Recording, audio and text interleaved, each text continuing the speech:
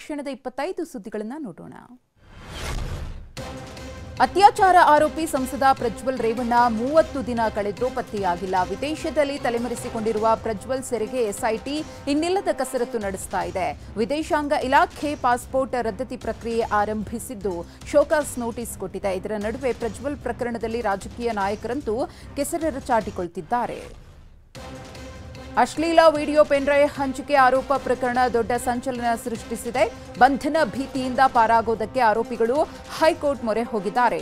ಆರೋಪಿಗಳಾದ ನವೀನ್ ಗೌಡ, ಪ್ರಜ್ವಲ್, ಮಾಜಿ ಕಾರು ಚಾಲಕ ಕಾರ್ತಿಕ್, ಕಾಂಗ್ರೆಸ್ ಮುಖಂಡ ಪುಟ್ಟಿ ಅಲಿಯಾಸ್ ಪುಟ್ಟರಾಜ್, ಚೇತನ್ ಅರ್ಜಿ ಸಲ್ಲಿಸಿದ್ದಾರೆ.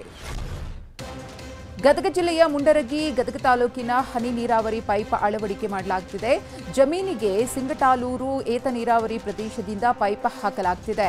ಈ ಜಮೀನಿನಲ್ಲಿಯೇ ವಿಂಡ್ ಕಂಪನಿಗಳು ಸಾವಿರಾರು ಬೃಹತ್ ಫ್ಯಾನ್ ಅಳವಡಿಸಿವೆ. ಕಾನೂನು ನಿಯಮವನ್ನು ಗಾಳಿಗೆ ತೂರಿದ್ರು ಅಧಿಕಾರಿಗಳು ಕಣ್ಮುಚ್ಚಿ ಕೂತಿದ್ದಾರೆ ಅಂತ ಹೋರಾಟಗಾರರು ಕಿಡಿಕಾರಿದ್ರು. ಮಧುಕೇಶ್ವರ್ ಹೆಗಡೆ ಜೇನು ಕೃಷಿಯಿಂದ ವರ್ಷಕ್ಕೆ 50 ಲಕ್ಷ ಗಳಿಸ್ತಿದ್ದಾರೆ. ನೀವು ಕೂಡ ಅವರಿಂದ ಕಲಿಬೇಕಾ? ಅವ್ರ ಜೊತೆ ವಿಡಿಯೋ ಕಾಲ್ನಲ್ಲಿ ಮಾತಾಡಬೇಕಾ? ಈಗಲೇ ಫ್ರೀಡಮ್ ಆ್ಯಪ್ ಡೌನ್ಲೋಡ್ ಮಾಡಿ. ಯಾದಗಿರಿ ನಗರದಲ್ಲಿ 2 ದಿನಗಳ ಹಿಂದೆ ಧಾರಾಕಾರ ಮಳೆ ಸುರಿದಿತ್ತು. ಈ ಬಿರುಗಾಳಿ ಮಳೆಗೆ ನಗರದಲ್ಲಿ ಬರೋಬ್ಬರಿ 77ಕ್ಕೂ ಹೆಚ್ಚು ವಿದ್ಯುತ್ ಕಂಬಗಳು ಧರೆಗುರುಳಿದ್ವು. ಇದರಿಂದ 2 ದಿನದಿಂದ ನಗರದಲ್ಲಿ ವಿದ್ಯುತ್ ಸಂಪರ್ಕ ಬಂದ್ ಆಗಿದೆ. ಇದರಿಂದಾಗಿ ಜನ ಕತ್ತಲಲ್ಲಿ ದಿನ ಕಳೆಯುವಂತಾಗಿದೆ. ಮಂಡ್ಯ ಜಿಲ್ಲೆಯ ಕೆಆರ್ಪೇಟೆ ತಾಲೂಕಿನಲ್ಲಿ ನಿನ್ನೆ ಮಳೆ ಅಬ್ಬರಿಸಿದೆ. ಕೆಆರ್ಪೇಟೆ ತಾಲೂಕಿನ ಹೆಗ್ಗಡಹಳ್ಳಿಯಲ್ಲಿ ವಿದ್ಯುತ್ ಕಂಬ ಮರ ಧರೆಗುರುಳಿದ್ದು ಹೆಗ್ಗಡಹಳ್ಳಿ ಮಲ್ಲೇನಹಳ್ಳಿ ರಸ್ತೆಯಲ್ಲಿ ಸಂಚಾರ ಬಂದ್ ಆಗಿತ್ತು. ರೇಖಾ ಮತ್ತು ನೇತ್ರಾವತಿ ಎಂಬುವರ ಮನೆಗಳಿಗೆ ಹಾನಿಯಾಗಿದ್ದು ಪರಿಹಾರ ನೀಡುವಂತೆ ಆಗ್ರಹಿಸಿದ್ದಾರೆ. ಮೈಸೂರು ಜಿಲ್ಲೆಯಲ್ಲೂ ವರುಣದೇವ ಆರ್ಭಟಿಸಿದ್ದಾನೆ. ನಂಜನಗೂಡಿನ ಅಶೋಕಪುರಂ ಬಡಾವಣೆಯಲ್ಲಿ ಮನೆಗಳಿಗೆ ಮಳೆ ನೀರು ನುಗ್ಗಿದೆ. ಮನೆಯಲ್ಲಿದ್ದ ದಿನಸಿ ಗೃಹೋಪಯೋಗಿ ವಸ್ತುಗಳು ನೀರು ಪಾಲಾಗಿದ್ದು ನಿವಾಸಿಗಳು ಕಂಗಾಲಾಗಿದ್ರು. ಚರಂಡಿ ವ್ಯವಸ್ಥೆ ಸರಿ ಇಲ್ಲದಕ್ಕೆ ನೀರು ನುಗ್ಗಿದೆ ಅಂತ ಅಧಿಕಾರಿಗಳು ಮತ್ತು ಜನಪ್ರತಿನಿಧಿಗಳ ವಿರುದ್ಧ ಸ್ಥಳೀಯರು ಆಕ್ರೋಶ ಹೊರಹಾಕಿದ್ರು. ಚಿಕ್ಕಬಳ್ಳಾಪುರ ನಗರದಲ್ಲಿ ದ್ರೌಪದಮ್ಮನ ಕರಗ ಮಹೋತ್ಸವ ಅದ್ದೂರಿಯಾಗಿ ನಡೆದಿದೆ. ತಮಿಳುನಾಡು, ಆಂಧ್ರ, ಕರ್ನಾಟಕ, ತೆಲಂಗಾಣ, ಕೇರಳ ರಾಜ್ಯಗಳ ಜನಪದ ಕಲೆಗಳ ಸಮಾಗಮವಾಗಿದೆ. 5 ರಾಜ್ಯಗಳ ವಿವಿಧ ಕಲಾ ತಂಡಗಳು ರಾತ್ರಿ ಇಡೀ ರಸಸಂಜೆ ಕಾರ್ಯಕ್ರಮದ ಮೂಲಕ ಕಲೆಗಳನ್ನು ಪ್ರದರ್ಶಿಸಿದ್ದಾರೆ. ಮೈಸೂರು ಜಿಲ್ಲೆಯಲ್ಲಿ ಉತ್ತಮ ಮಳೆಗಾಗಿ ಪ್ರಾರ್ಥಿಸಿ ಓಕಳಿ ಹಬ್ಬ ಆಚರಿಸಿದ್ದಾರೆ. ನಂಜನಗೂಡು ತಾಲೂಕಿನ ತಾಂಡವಪುರ ಗ್ರಾಮದ ದೇಗುಲಗಳ ಮುಂಭಾಗದಲ್ಲಿ ಓಕಳಿ ಹಬ್ಬ ಆಚರಿಸಿದ್ದಾರೆ. ರಾಜ್ಯ ಮತ್ತು ದೇಶದಲ್ಲಿ ಉತ್ತಮ ಮಳೆ ಬೆಳೆಯಾಗಿ ರೈತರು ಸುಭಿಕ್ಷವಾಗಿರಲಿ, ದೇಶದ ಜನರಿಗೆ ರೋಗ ರುಜಿನ ಬಾರದಂತೆ ಇರಲಿ, ದೇವರು ಉತ್ತಮ ಆರೋಗ್ಯ ಭಾಗ್ಯವನ್ನ ಕರುಣಿಸಲಿ ಅಂತ ಪ್ರಾರ್ಥನೆ ಮಾಡಿದ್ದಾರೆ. ಒಂದೆಡೆ ಮೈಸೂರು ಜಿಲ್ಲೆಯ ಎಲ್ಲೆಡೆ ಕುಡಿಯುವ ನೀರಿಗೆ ಪರದಾಡಲಾಗುತ್ತಿದೆ. ಮತ್ತೊಂದು ಕಡೆ ನಗರದಾದ್ಯಂತ ಕುಡಿಯುವ ನೀರು ಪೋಲಾಗ್ತಾ ಇದೆ. ಪೈಪ್ ಒಡೆದು ನಿರಂತರವಾಗಿ ನೀರು ಪೋಲಾಗ್ತಿದ್ದು ಪಾಲಿಕೆ ನೀರು ಸರಬರಾಜು ಮಂಡಳಿ ಗಮನ ಹರಿಸಿಲ್ಲ. ಈ ಬಗ್ಗೆ ಸ್ಥಳೀಯರು ಪಾಲಿಕೆಗೆ ದೂರು ನೀಡಿದ್ದಾರೆ. ನಿನ್ನೆ 6 ರಾಜ್ಯಗಳು 2 ಕೇಂದ್ರಾಡಳಿತ ಪ್ರದೇಶದ 58 ಕ್ಷೇತ್ರಗಳಲ್ಲಿ 6ನೇ ಹಂತದ ಮತದಾನ ಮುಕ್ತಾಯವಾಗಿದ್ದು 61.72% ಜನ ತಮ್ಮ ಹಕ್ಕು ಚಲಾಯಿಸಿದ್ದಾರೆ.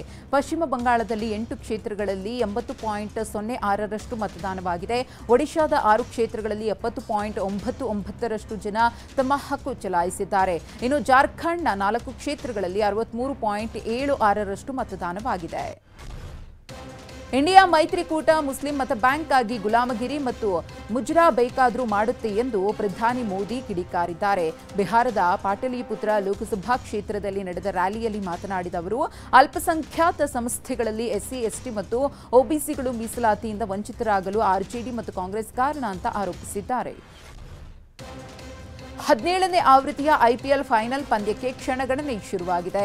ಇಂದು ಕೋಲ್ಕತ್ತಾ ನೈಟ್ ರೈಡರ್ಸ್ ಮತ್ತು ಸನ್ ರೈಸರ್ಸ್ ಹೈದರಾಬಾದ್ ನಡುವೆ ಐಪಿಎಲ್ ಕಿರೀಟಕ್ಕಾಗಿ ಹಣಾಹಣಿ ನಡೆಯಲಿದೆ. ಚೆನ್ನೈನ ಎಂಎ ಚಿದಂಬರಂ ಕ್ರೀಡಾಂಗಣದಲ್ಲಿ ಇವತ್ತು ರಾತ್ರಿ 7:30ಕ್ಕೆ ಪಂದ್ಯ ನಡೆಯಲಿದೆ.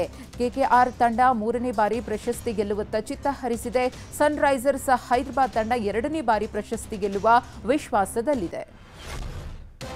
ಕೋಲ್ಕತ್ತಾ ಮತ್ತು ಹೈದರಾಬಾದ್ ತಂಡಗಳು ಈ ತನಕ 27 ಐಪಿಎಲ್ ಪಂದ್ಯಗಳನ್ನು ಆಡಿವೆ.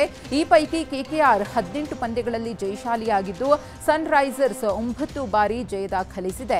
ಕೋಲ್ಕತ್ತಾ ತಂಡ ಹೈದರಾಬಾದ್ ವಿರುದ್ಧ ಗರಿಷ್ಠ 208 ರನ್ ಗಳಿಸಿದೆ. ಹೈದರಾಬಾದ್ ತಂಡ ಕೆಕೆಆರ್ ವಿರುದ್ಧ ಗರಿಷ್ಠ ಮೊತ್ತ ಅಂದರೆ 228 ರನ್ ಗಳಿಸಿದೆ. ಐಪಿಎಲ್ ಇತಿಹಾಸದಲ್ಲೇ ಮೊದಲ ಬಾರಿಗೆ ಫೈನಲ್ನಲ್ಲಿ ಇಬ್ಬರು ದುಬಾರಿ ಆಟಗಾರರು ಮುಖಾಮುಖಿಯಾಗ್ತಿದ್ದಾರೆ. ಆಸ್ಟ್ರೇಲಿಯಾ ಕ್ರಿಕೆಟ್ ತಂಡಕ್ಕೆ 3 ಮಾದರಿಯಲ್ಲೂ ವಿಶ್ವಕಪ್ ಗೆದ್ದುಕೊಟ್ಟ ನಾಯಕ ಪ್ಯಾಟ್ ಕಮಿನ್ಸ್ ಮತ್ತು ಅದೇ ಆಸೀಸ್ ತಂಡದ ಬೆಂಕಿ ಚೆಂಡು ಮಿಚೆಲ್ ಸ್ಟಾರ್ಕ್ ಮತ್ತೆ ಸವಾಲ್ ಎಸೆದಿದ್ದಾರೆ. ಟಿ20 ವಿಶ್ವಕಪ್ಗಾಗಿ ಟೀಂ ಇಂಡಿಯಾ ಆಟಗಾರರು ಅಮೆರಿಕದತ್ತ ಪ್ರಯಾಣ ಬೆಳೆಸಿದ್ದಾರೆ. ಶನಿವಾರ ಕ್ಯಾಪ್ಟನ್ ರೋಹಿತ್ ಶರ್ಮಾ ನೇತೃತ್ವದಲ್ಲಿ ತಂಡದ ಆಟಗಾರರು ಫ್ಲೈಟ್ ಹತ್ತಿದ್ದಾರೆ. ಏರ್ಪೋರ್ಟ್ನಲ್ಲಿ ಆಟಗಾರರು ಕಾಣಿಸಿಕೊಂಡ ವಿಡಿಯೋಗಳು ವೈರಲ್ ಆಗ್ತಿವೆ.